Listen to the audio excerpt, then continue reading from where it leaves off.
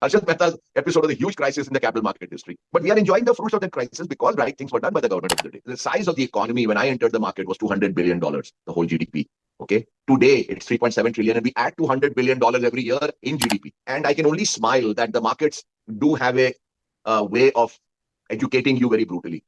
And it educates you most brutally when you are complacent. Because she was in Dhanbad, I was in Bombay. There's no internet. We were not even talking. The trunk calls were very expensive. I would write letters. So there was no way my mother could have figured out that जो मेरा बेटा मैं सोच रही हूँ कि एक बड़े बैंक में फॉरेन बैंक में काम कर रहा है उसने ये सब छोड़ के वो स्टॉक मार्केट में आ गया है. So and I do believe that luck is nothing but your desire from inside, which then the universe hears and makes certain events happen, which make your desires come true. And I think that's broadly what luck really means. And then SEBI was formed, I think, in 92 or 93. NSE was brought in, I think, 94, 95. And that was really what changed the markets, made it relatively better for younger people to be confident that this is not a rigged game, again, just in favor of the big boys and against the small people. That, I think, was the seminal change post the Harshad Mehta scam.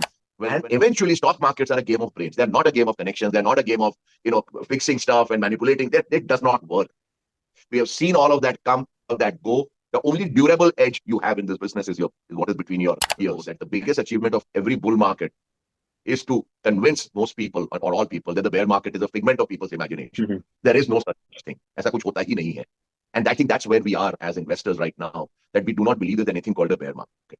पहले होता होगा, this time it's different. I mean, the way I look at it is that, 6 months, 12 months, no company can survive keeping a bunch of underperformers. It'll go itself out of the party. It's a cycle. Things that lag will lead. Things that lead will lag. And we end up trying to, over-intellectualize this. But it's part of a cycle. When the cycle turns for the better for any group, then the stories follow. What we see today is not new. I saw exactly this India 34 years back. And I'm not wrong. So, hey, nothing has changed. India will remain a fantastic country to make money in through business and therefore. Everyone, welcome to another exciting episode of Talks with Daulat, where we aim to deconstruct the seemingly complex world of finance and empower investors to take better and relevant investment decisions. My name is Varun Fatehpuria, and I'm the founder and CEO of Daulat Wealth Management. Today, we are pleased to have one of the legends of the Indian stock market industry, someone who is not really afraid to speak his mind, whether that's on TV, his media interactions, or through his colorful tweets on Twitter, and needs no real introduction, Mr. Shankar Sharma. Born and brought up in a small town in Jharkhand, Shankar began his investing journey very early during his college days. After graduating from the Asian Institute of Management in Philippines with an MBA, Shankar joined Citibank. Soon after, he left his job to start his first investment outfit, First Global. And there has been no looking back since then. Over his 3-decade-long career, Shankar has made several marquee investments, including investments in Apple and Amazon during its early days. So without any further ado, Shankarji, let's get started. We have a lot of questions for you, some from me, some from our clients, and some from our audience. So we'll keep the most obvious question to Bazaar Kaisa Lag Raha Hai to the last. But let's understand by your own journey of investing, Shankarji. You started at a time where it was very early, not very popular. Today, everyone in their own right is an investor with so much literature and resources around them. What was the thinking back then at that point in time in the early 80s to start this alien thing called investing? There was no reason or no logic to start this career or this pursuit called investing. It was, I think, pure luck.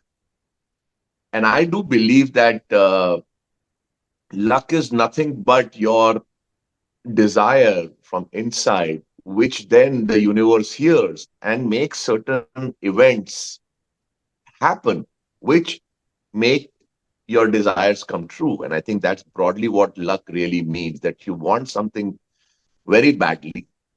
There is no clear path to getting that, but your desire is so strong that it really reaches out to the universe, and the universe creates opportunities out of that sheer desire. So my desire back in that 81, 82 time was I wanted to,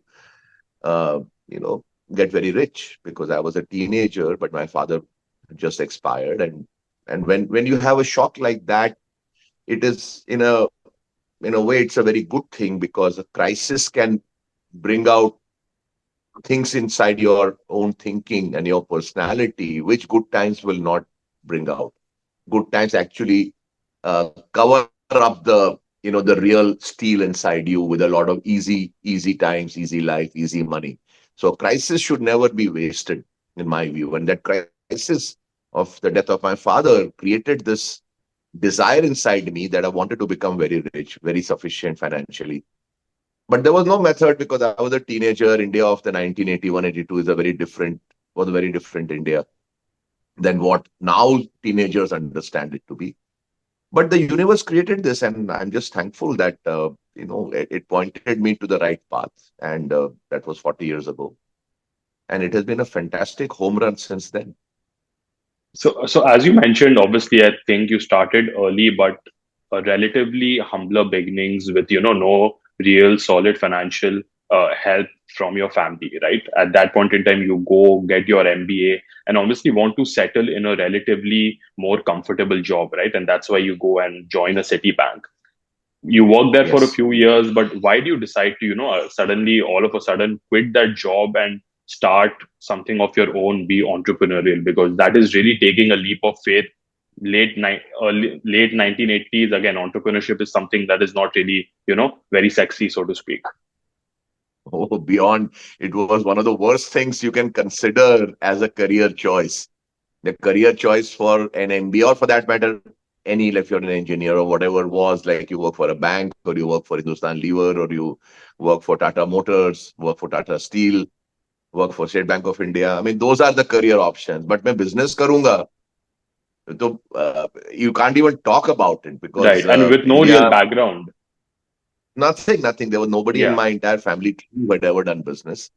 And I can tell you this, I hid this fact from my mother for a good 1 year or 1.5 years that I had left my job in Citibank because she was in Dhanbad, I was in Bombay. There was no internet. We were not even talking. The trunk calls were very expensive. I would write letters. So there was no way my mother could have figured out that जो मेरा बेटा मैं सोच रही हूँ कि एक बड़े बैंक में फॉरेन बैंक में काम कर रहा है उसने ये सब छोड़ के वो अब स्टॉक मार्केट में आ गया है सो because I knew if I mentioned it and typical middle class mindset of India which I think is there even today कि नहीं नहीं नहीं ये सब नहीं करना चाहिए अच्छी नौकरी है फिर तुम्हारी शादी कैसे होगी and that is a common thing for mothers in India कि नहीं नहीं बेटा अगर अच्छे जॉब में तो शादी भी अच्छी हो जाएगी so it's better not for them not to know. And I was, I think, 27 when I left Citibank, which is a very age to begin an entrepreneurial career. I mean, it. When I look back, I think I must have been mad to even have done it. And I would not do it again, to be honest with you. But कई बार क्या होता है कि again, universe points you in the right direction, and you do it, and it turns out to be a great decision. But it, I can only say this कि I would not recommend this heartily to people as a thing कि 26-27 साल में बिना रुपए पैसे के आप road पे आ जाओ and try and make a career out of whatever you want to do. It's not easy. It wasn't easy, and I think in hindsight I would probably not do it. So again, something that has really stuck with us was again late 1980s. I think the Indian stock market was something very different. The form in which we see the market today with the exchanges, the NSE and the BSE was again non-existent. Right? NSE had not really also come into its formation until the mid 1990s. So how have you seen the evolution of the Indian capital markets over the last 3 odd decades, both from a regulation point of view and also from an investing a penetration point of view? Yeah, that's a good question.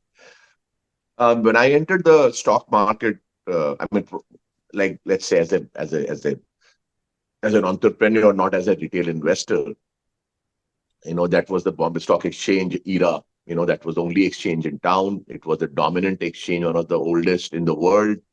It was a very storied exchange, but it was obviously very, uh, and for that time, it was what it was, which is, physical trading floor, which you've seen in many movies and, serials and all that. All of that was there. And more importantly, it was really a closed club where the large brokers used to fix prices, manipulate markets. There was a lot of stuff going on which was beyond the pay grade of most of us who were kids trying to make a career in the stock markets.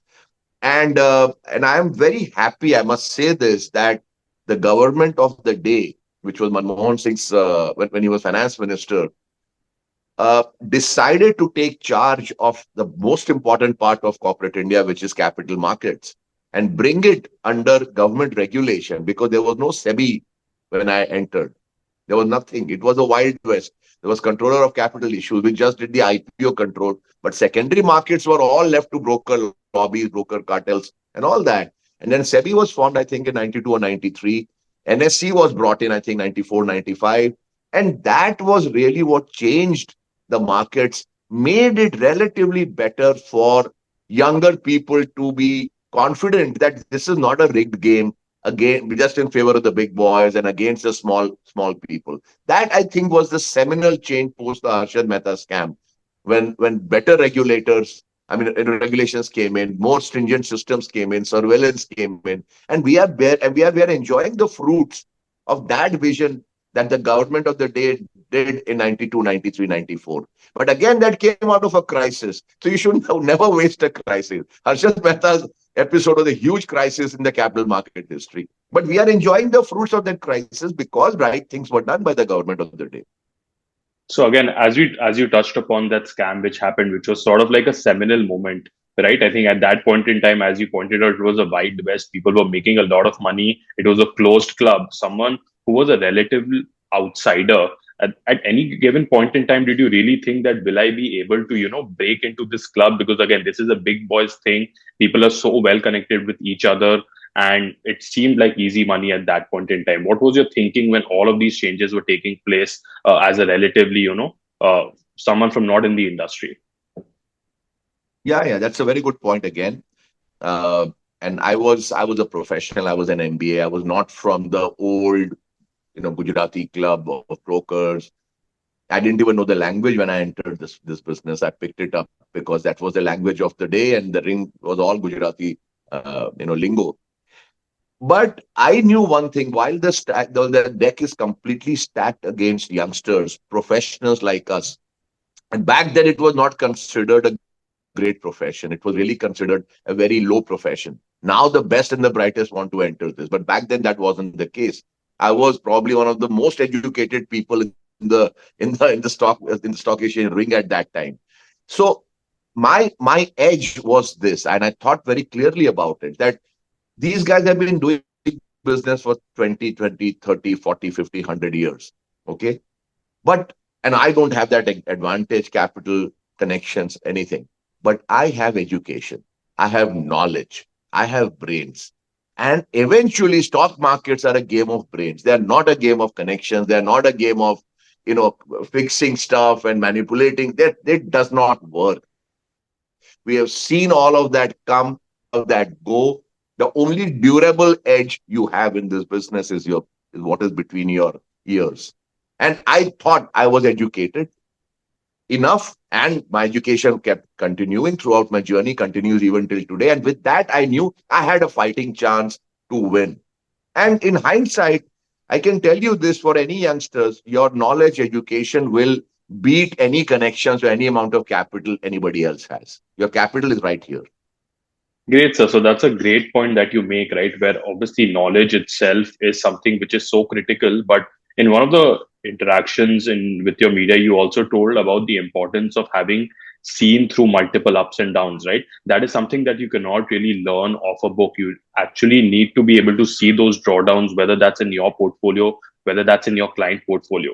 In your 3 decade long career, you have seen multiple cycles, whether that's a boom or a bust. How has that sort of affected you or changed your view about investing, both personally and professionally? Because that is something which a lot of the investors today who have got into the market after COVID has just seen market go in one direction, which is up and to the right. So what is the importance of having lived through multiple market cycles? Well, I mean, I can tell you the best years in investing for any investor, they begin usually, and look at the data also, right from Warren Buffett, so George Soros, or many others. The best years are when they're in their mid 40s or even in their early 50s. And that is because if you start around your mid 20s, you got 25 years of that data that you talk about. And this is real data. This is not hypothetical, theoretical data that, if I had bought it here and I sold it there. Yeah. It was so obvious that the market was very top heavy and valuations were stretched. There was mania. I shorted it there, and here valuations became very cheap. And what rubbish! It It's doesn't all work like hindsight. that. Yeah. It is all hindsight. In hindsight, I mean, as we say that you cannot trade based on yesterday's prices. Okay. So these are all yesterday's prices, which all look so easy and so obvious. But when you are going through that situation in real time, it is brutal on both sides. Okay. It is brutal at the bottom when things are collapsing with no rhyme, reason, logic. Good companies which were trading at 100 rupees will be available at 50 with no bottom in sight. And so that is one part. But even in my view, the more problematic part is at the height of a mania, which is in a bull market, when things are going up 5-10% every week, for you to actually take money off the table. I mean, that is frankly, in my view, more problematic and more difficult. And selling a profitable position, taking profit off the table is sometimes, in fact, more often than not, more difficult than buying at the bottom, because there you run the risk that I sold something at 100 and became 300, right? So on both sides, that's why you need the 25, 30 years of experience under your belt. Because then this movie, many endings in the movie, which you have seen it yourself, because you were a character in the movie. You were not a character in the movie hall. Yeah. Okay. And there is a big difference between being a character in the movie and being a character in the movie hall. And that is where most investors become, they come into their own when they enter their 40s or early 50s. And people who have entered now in the last 3-4 years, I'm sure they're very young. They're in the late 20s, they're in the early 30s. A lot of theories get floated around on Twitter and on YouTube every day. I mean, I don't read or look at all of them, but it comes in your feed. So, and I can only smile that the markets do have a way of educating you very brutally. And it educates you most brutally when you are complacent. And I've seen it in my life. When I become complacent, the market hands out a very harsh lesson to me. And today's investors will also see that happening sooner or later. And it's all going to be for their betterment. It is not a bad thing for a teacher to reprimand you. And back in the day, teacher used to even, वो scale से हाथ पे मारते भी थे. अब तो शायद Hmm. allowed नहीं है, but back then it was very much done. I don't see why that should be a problem for you to be taught a very, very heavy lesson. So, talking about complacency again, this is something that we see a lot of people around us, whether that's clients, whether that's normal retail individual investors, with the run up in the small cap and the mid cap segment in the Indian stock market this year, right? Is it again a sign of complacency, the kind of rally that we have seen in this segment over the last 6 to 8 months, so much driven by, I would say, retail investor frenzy? And where do you see the market right now from that valuation perspective in the mid cap and the smaller cap segment? And you see again at some point in time, will investors burn their fingers? Investors will burn their fingers. I mean, that is like night follows day. The only difference is on a daily basis, that we'll have sunshine for these many hours and we'll have darkness for these many hours. In the stock market, you can have sunshine for several days, weeks, months, even years. But inevitably, darkness comes. I mean, that is part and parcel of this whole journey of making money from the stock market. So, investors will burn their finger. That's a guarantee. Question is when. In my view, I see a lot of, you can call it frenzy, call it enthusiasm, you can call it optimism. But what I see around me and when I meet people and all that, it's as if there is nothing called a bear market. And that's what I tweeted, a couple of weeks ago, maybe 10 days ago, that the biggest achievement of every bull market is to convince most people or all people that the bear market is a figment of people's imagination. Hmm. There is no such thing. ऐसा कुछ होता ही नहीं है. And I think that's where we are as investors right now. that we do not believe there's anything called a bear market. पहले होता होगा, this time it's different.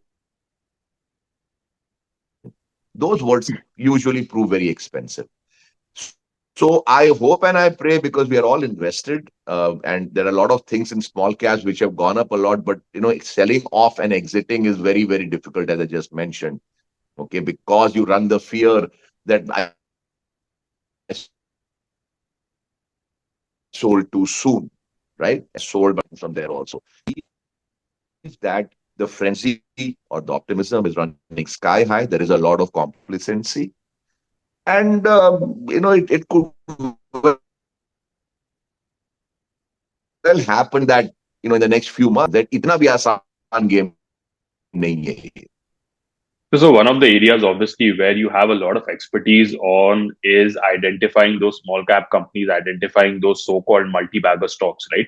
And obviously, I think small cap still from the Indian market perspective is a tougher nut to crack, given there are, again, corporate governance issues. You really need to have understanding of the promoter and the management and the business itself. Today, if you were to sort of like tell investors or sort of like give a view about small cap investing, what are some of the typical key things that you track before investing in a small cap company, and how do you see it through its totality?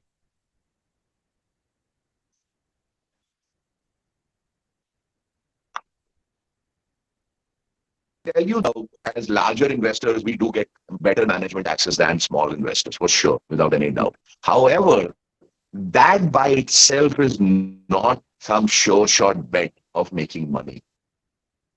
Ultimately, after we have made the investment, there is very little incremental things we will get in any negative things. We'll get positive things. Managements in India are very good communicators. They can tell you a great story. They can sell you a great story. And thanks to our as a country, we are good at English relative to, let's say, the Chinese, or let's say the Koreans or the Japanese or whatever.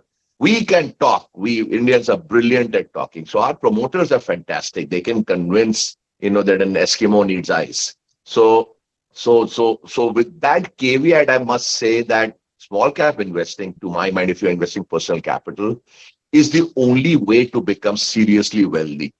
Buying something which has already made a lot of money is not going to make you seriously wealthy. I mean, let's be very clear about it. So it can make you moderately wealthy, or it can preserve your capital at best, but it was not going to make you from virtually nothing to a very wealthy person. It's not going to happen.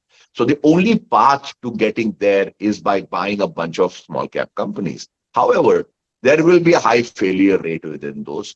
We hope it's not, but it will be so. I mean, you could fail in maybe 60-70% of your investments, if not more than that. And that, by the way, for every investor or would-be investor, please remember that for the greatest of investors in the world, it is basically a statistical game in which just a very small part of your portfolio delivers the maximum returns over a period of time, and the large part of the portfolio actually takes away from those returns. And you might say that, therefore, why did you not buy only that small part, and why did you have to buy the rest of the ones that did not work out?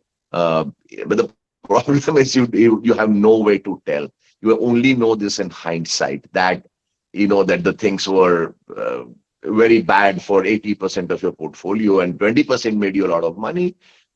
So therefore, the law in small caps is very simple. You will need to start out with a field of 20, 25, 30 runners. If you think that you will get that one elusive multi-bagger, and none of the reverse compounders, as I put it, which means that they went from 100 to 0 or 10 or 5, whatever, because there are many reverse compounders that are going to come up. Right now, we are in a bull market. So let's not forget, we are all looking smart. We are looking good. But I always tell people, it's not about you or me. It is just the market cycle we are in, which is making us look good. Sometimes it will turn bad, and then we will see for sure how bad things were for a lot of the companies we own, right? But you will need to start with a larger basket, and through simple statistical outcomes, you will get 2, 3, 4, 5. In a country like India, you will always get multi-baggers. But to get there, you will need to start with a larger field and then watch that field very carefully. There is no other way. And if anybody tells you there is this way, he or she would not be running a YouTube channel. Trust me. So as you pointed out, so much of the investing, I think, in the small cap space is about buying at the right valuations. But I think the selling part is something also that is typically underappreciated, right? Where at what price do you sell? At what valuation do you sell? And as we know, you're not a typical buy and hold investor. If you do not see a couple of quarters going well, you are probably the first one to rush out of the gate. Shankarji, why is that so? I mean, why don't you give the management time to see through their plans? No, I will give them time to see through the plans, provided that they are delivering. I'm not talking blowout numbers. They're delivering on what they set out to achieve. So if a company says that my growth outlook for the next 2 quarters is 5%, that's priced in. Everybody knows that, and we are buying it based on that. If you deliver me minus 25%, okay, I have a problem with that, because as it is, you're telling me you will not grow much. You're building capacities, you're building this and that for the next 2 years are going to be great. Next 2 quarters are going to be average. And then you underperform even very, very modest expectations. And then you don't have a good enough reason as to why you did not even meet a 5% growth expectation. You see what I'm saying? Which you yourself had given. I have not made it. I give them time. It's not that I don't give them time, but there is nothing called permanent time. It's like an employee in a company. How many quarters will your boss give you if you're not performing? I mean, the way I look at it is that, 6 months, 12 months, no company can survive keeping a bunch of underperformers. It'll go itself out of business. It's the same in a portfolio. Why do I need to keep managements that do not deliver even modest expectation? Because I'm spoiled for choice in a country like India. It's not that there are only 5 good companies. There are 500 good companies out there. Why waste time? Move on. No, fair enough. I think just switching gears a bit and talking about a couple of sectors which has really caught investors' frenzy is the PSU stocks and the defense stocks, right? Someone again who's getting into the markets probably has seen a huge run up in PSU stocks, but I think these are only breaching levels once reached in 2008. What is your sort of understanding? Is there a actual on the ground change in the balance sheet of whether that's PSU banks or PSU companies, or again, is it a more like a sentiment shift in the market today? It's all a cycle, Varun. It's all a cycle. As simple as that. Things that lagged for several years will have their place and time in the sun. And things that outperform for a number of years will be on the opposite side of the spectrum. So your banks in India, particularly the private sector banks, are exactly on the opposite side. After having delivered stellar returns over 15, 20 years, they are now in the doghouse, while the dogs in the actual doghouse for decades, which is the PSUs, are out there enjoying the party. It's a cycle. Things that lag will lead. Things that lead will lag. And we end up trying to, over intellectualize this. But it's part of a cycle. When the cycle turns for the better for any group, then the stories follow. That अब governance हो जाएगा PSUs में, अब ये balance sheets clean up हो गए, government is very pro this, pro that. I have not believed ever that buying a PSU is going to make you wealthy. There might be trades. They are not investments. And hey, I could be wrong. But like I said, I don't have to be right on things I don't own. I have to be right on only the things that I own. And I've never owned any public sector bank or company. And I've been generally happy having had that perspective. Now, maybe they've become the greatest investments after Amazon and Apple. But that's okay. I mean, I don't have to necessarily buy everything that goes up. And the same goes for defense. I do not believe that when government is my only buyer, okay, or in this case, as far as I know, there's not that much export opportunities yet. There's largely a domestic market. And where defense budgets are permanently under pressure in India, and I don't see that changing ever. with single buyer tender situations. Obviously we know when dealing with the government, there is always going to be the stench of corruption hanging over any transaction, any deal, any tender.